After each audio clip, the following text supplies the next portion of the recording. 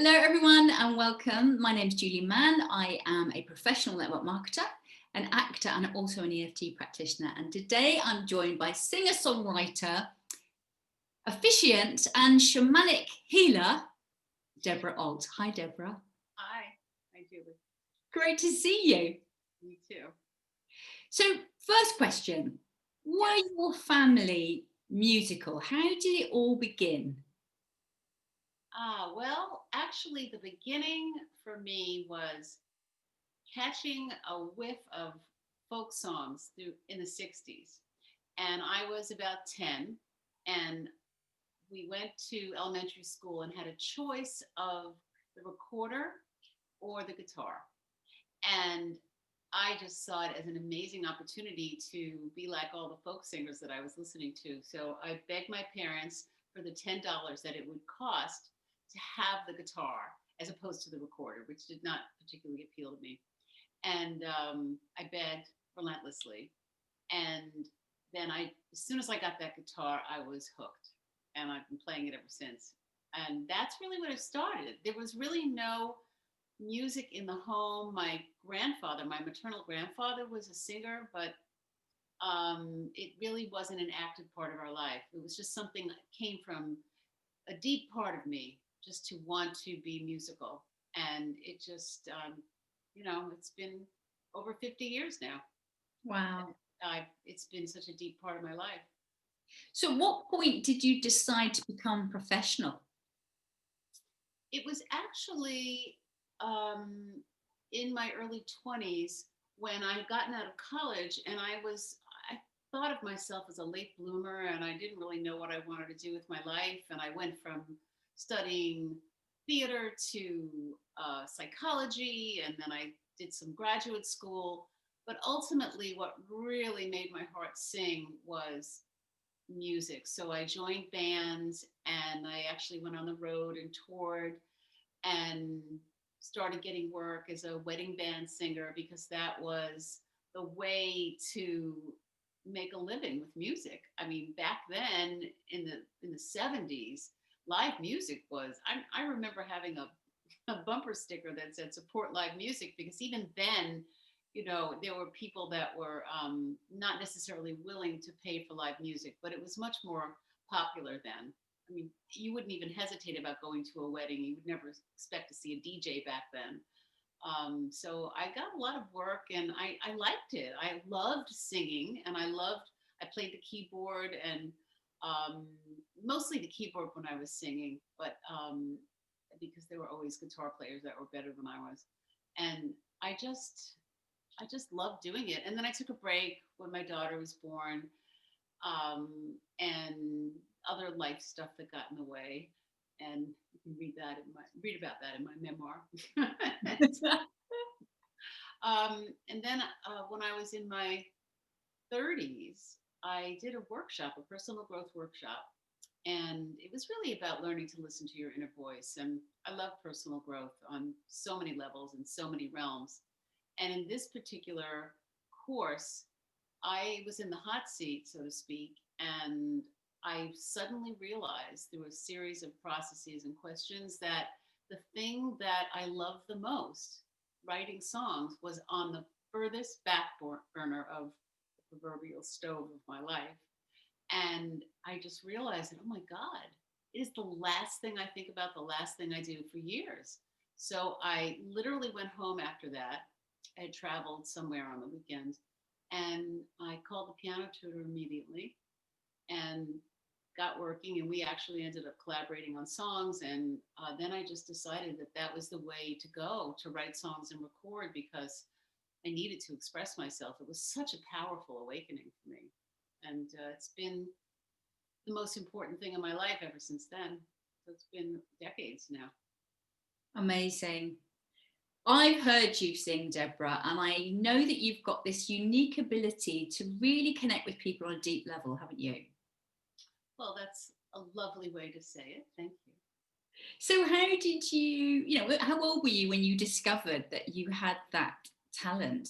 Can you remember what happened? To sing? Trying to think. When did I discover that I was I could sing. That's a really great question, Julie, because it's become such a part of me. It's like breathing. Um, I know that picking up the guitar and singing was natural. And I just remember sitting as a kid on my bed with my brother, just singing the folk songs. And I guess I just assumed that it was something because it came so naturally to me that it was just something that I could do. And I did get acknowledgement. It's actually a really good story.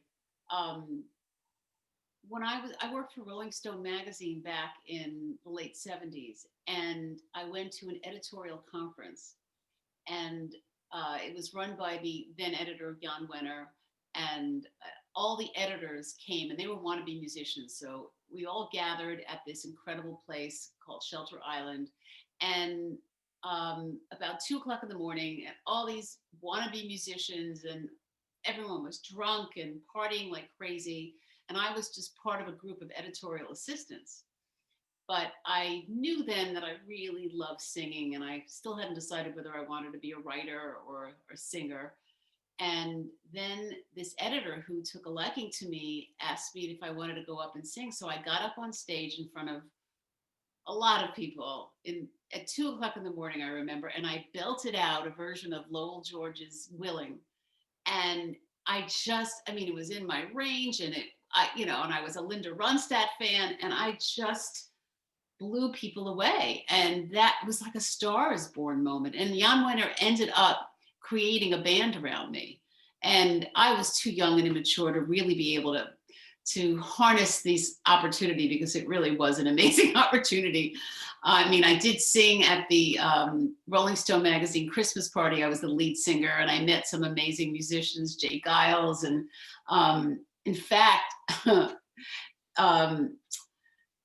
at the Christmas party, there was a list of people that Jan was inviting, and everyone from Jackie Onassis to Rolling Stone members, and Mick Jagger ended up coming. And I used to laugh and say, Mick Jagger danced while I sang, so that was when I knew that I had a really powerful voice. And as I got older, it deepened in terms of meaning and connection to my spirituality. But that's when I knew I had a voice that got attention. That's what I could come up with on that one.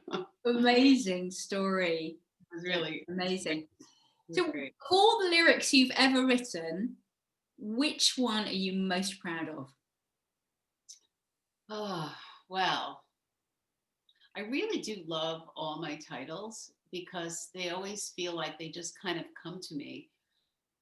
But I have to say my favorite is Each Moment We're Alive, because that was the one that, of all the songs I've written for different causes and passions, that was the one that came to me when a dear friend asked me to write a song for cancer survivors, and I gathered them, and I had just lost my dad to leukemia. So I just knew as soon as she asked me that was my next project. And it came to me to capture, after talking to them, gratitude, because cancer survivors are on a different level, on the edge of aliveness, and they'll never know when the other shoe is going to drop, depending on, their state of health. But I captured the gratitude, and I gave a voice to their journey.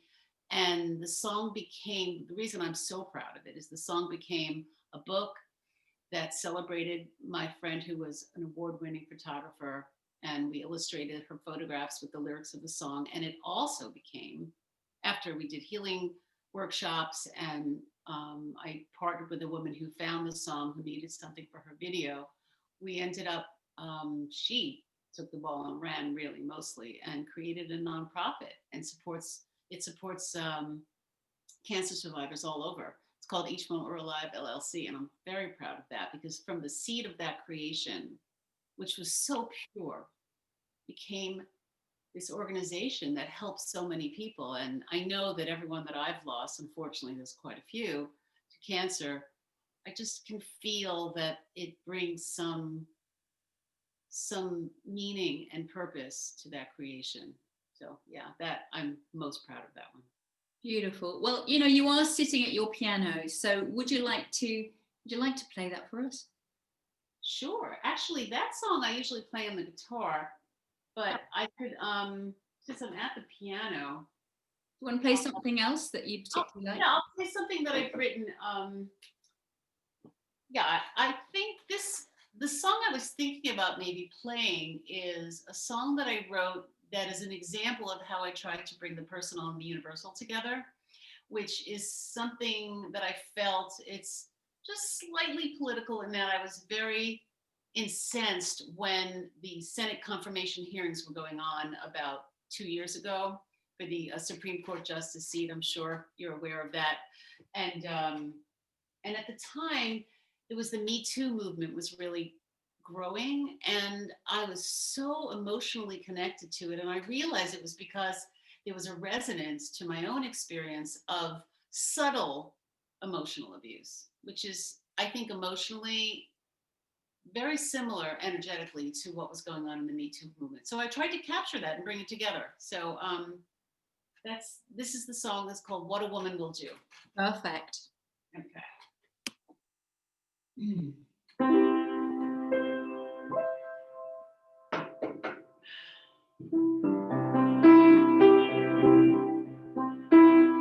Somehow she missed the signs on the road when he took her for a ride. It felt so good inside. She wore her blinders for a long while. They built a house in the woods with all the seed of dreams they grew. So many tried to say, you don't deserve these stormy moods. Oh, why did he hurt so bad? And why did he have to be so cruel? Criticize, control her life while growing so aloof. She begged again and again just to let her in. When she was blamed for his unhappiness, she knew it had to end. What a woman will do, what a woman will say. She'll play her last hand and walk away. She went way too far, crossed that line in the dark. Not a clue of what a woman will do. Calling men out everywhere, in the office, on the table, casting couch the media, highest judges on their way. Often years to get the courage up to stand and raise the bar, speaking truth for justice sake, while it tears her life apart. What a woman will do when she says me too. She finds all her sisters who feel the same. The strength that she's found, there's no stopping her now. She's raising her voice to stake her claim. Her strength that surely knows no bounds. Her heart has never been so proud. A woman will do nothing less than whatever it takes to get her power back that was betrayed.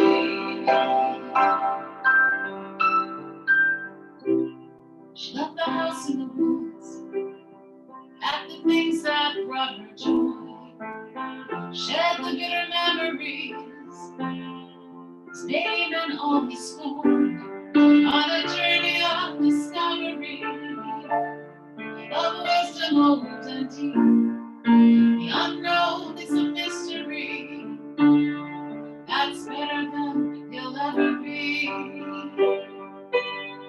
What a woman will do, what a woman will say.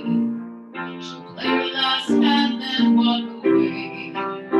He went way too far, crossed that line in the dark. Not a clue what a woman will do. What a woman will do when she says me too. She finds all her sisters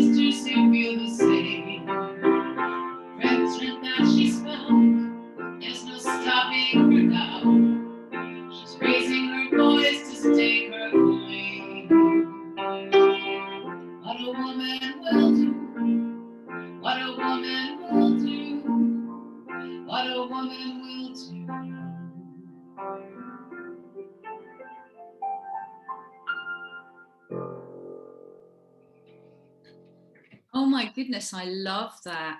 Thank you. Just that chorus is so haunting. I know I'm going to be singing that over and over. That's just beautiful. Thank you.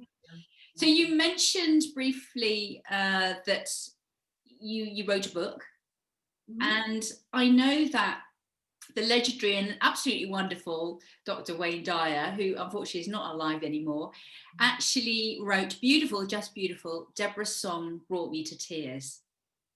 Tell us about your meeting with Dr. Wayne Dyer.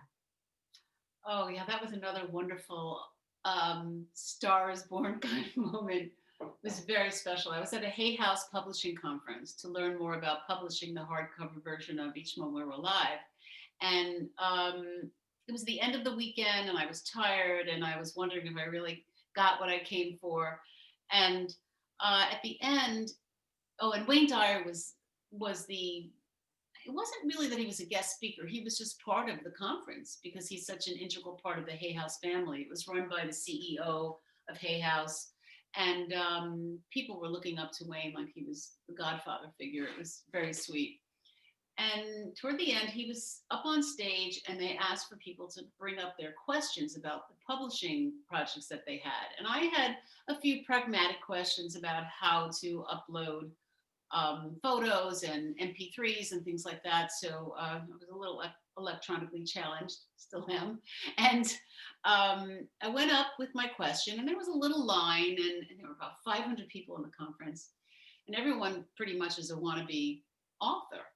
So I asked my questions and I told about the project, Each Moment We're Alive. And then Wayne heard it and he said, Each Moment We're Alive, what a beautiful title. Did you write that? I said, yes. He goes, do you sing it? And I said, yes, I do. He goes, sing it, just like that. You know, Wayne is very spontaneous. And fortunately, I had been practicing it for spring events. It was May, the year before he died. I think it was 2013 that of this conference. And no, 14, I think, somewhere around there. And he stood there and handed me the microphone and I sang an a cappella version of Each Moment We're Alive. And I got a standing ovation and he was crying and I was just so excited because I followed him for decades. I mean, I just always thought he was a beautiful speaker and philosopher and writer and spiritual being. So I was just blown away. And so I went to his publicist after that. A lot of people had captured it. I actually have it on my website. If anybody wants to see it, it's on my website. The little video of, it's part of a couple of videos I made. And it was just an amazing moment. So she let me use his quote and it graces the book and it blesses the book. And I feel like he's watching me from above, even though I would have loved for him to help me move it along and get out into the world more. I guess it's happening from a different place now. So wow, amazing. Incredible how that happened. I know. I know that that's not the only book. You're actually writing another one, aren't you, called Stumbling into Shamanism. So there might be some people watching, Debra, who don't really know what, shamanism is. So would you like to explain and also tell us about how that whole journey unfolded for you? Well, actually, that song I just played was written right before I left to go to Chile to study shamanism. I had taken an introductory workshop at Kripalu, which is a spiritual yoga center in Lenox, Massachusetts. And it's been there for a long time.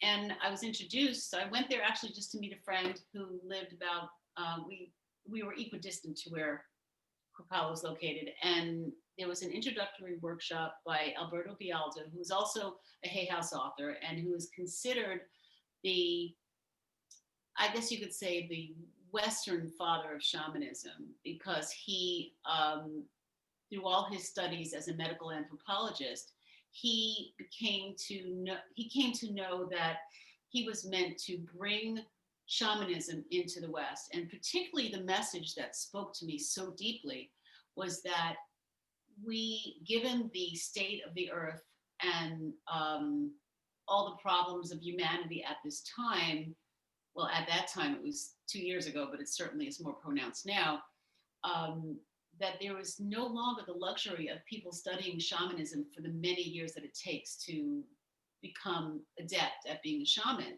So I was fascinated by the prospect that I could actually take this course and become a luminous energy light healer, and there's many names for it. Shamanic healing arts practitioner is what I like because that's how it's evolved. But essentially becoming a shaman. And what really drew me was this video of Peruvian shamans sitting on the mountain top praying for the healing of the earth and to bring forth anyone who is called to heal in any way. And it just really spoke to me. And I almost immediately looked at the schedule, and there were people that went to the corner. I tell this story in the book, actually. And I looked down the list of where the courses were being offered, and there was one being offered in November, which was about 6 months from this workshop. And it was in Chile, and I thought that sounded exotic and protected. And I had just gotten out of a divorce, which was, stemmed from some of the story in the song. And I just decided to do it. So I went, and this is November of 18. And it had such a profound effect on my life and what I've learned to make important, and what my focus and priorities are around healing and spiritual growth, that I decided it would be a great way to frame my memoir, which I always wanted to write. So it's currently, the working title is Stumbling into Shamanism, because that connotes that anybody can sort of discover anything new in their lives. I think it's such a great title. I love it.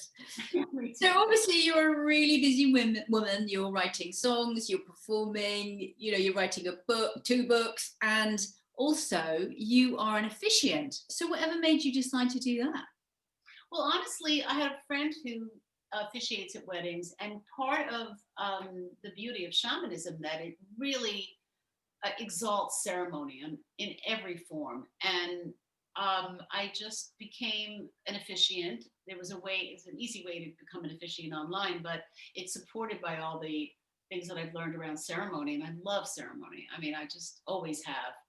And I just decided that I could also become a justice of the peace, which I did. And a friend of mine had a wedding business, essentially, and I had sung at so many weddings. It felt like a natural thing to do at this time in my life, and I needed money. I needed another source of income.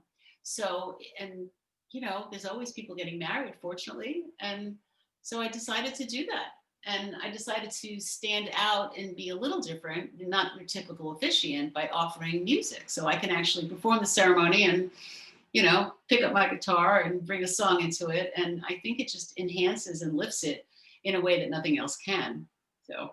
Absolutely. So obviously, you've had an extraordinary career, and you must have also had some challenges. You spoke briefly about your divorce. You just touched on that. What would you say in your life, Debra, has been the most challenging thing you've had to face so far?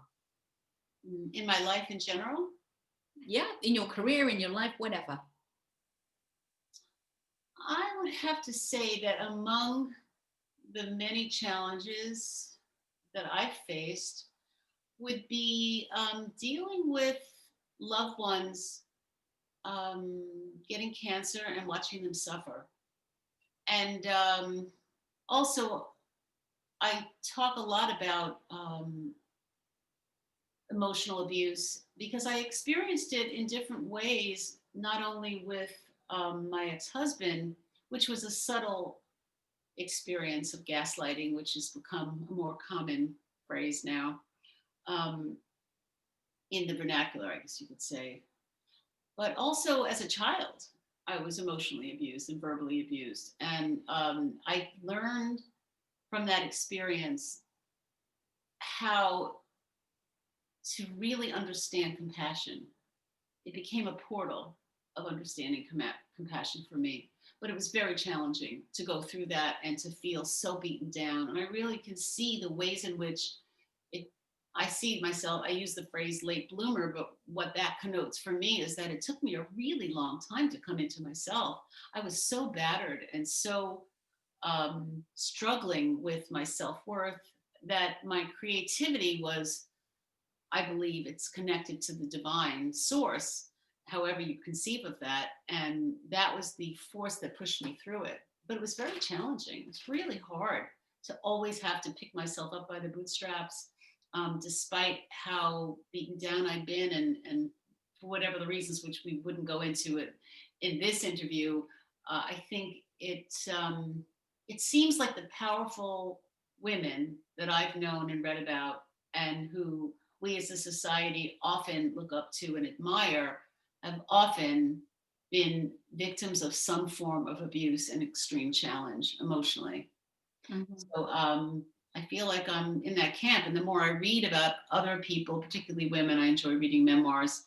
I mean, recently I read Jane Fonda's and Sally Fields, and there's many, I can name so many powerful women I think have gone through the challenge of having been abused on some level. And for me, that's probably one of the greatest challenges, of having gone through that. And still, I think you always feel the tentacles of that. You know, it's an ongoing challenge, but it's certainly become superseded by, or obscured even by, the more positive aspects of your life, and spiritual growth, and love and hope and compassion. You know, the old, I don't know if you're familiar with the Course in Miracles, but what they teach essentially is, the basic Tene is, everything comes down to fear and love.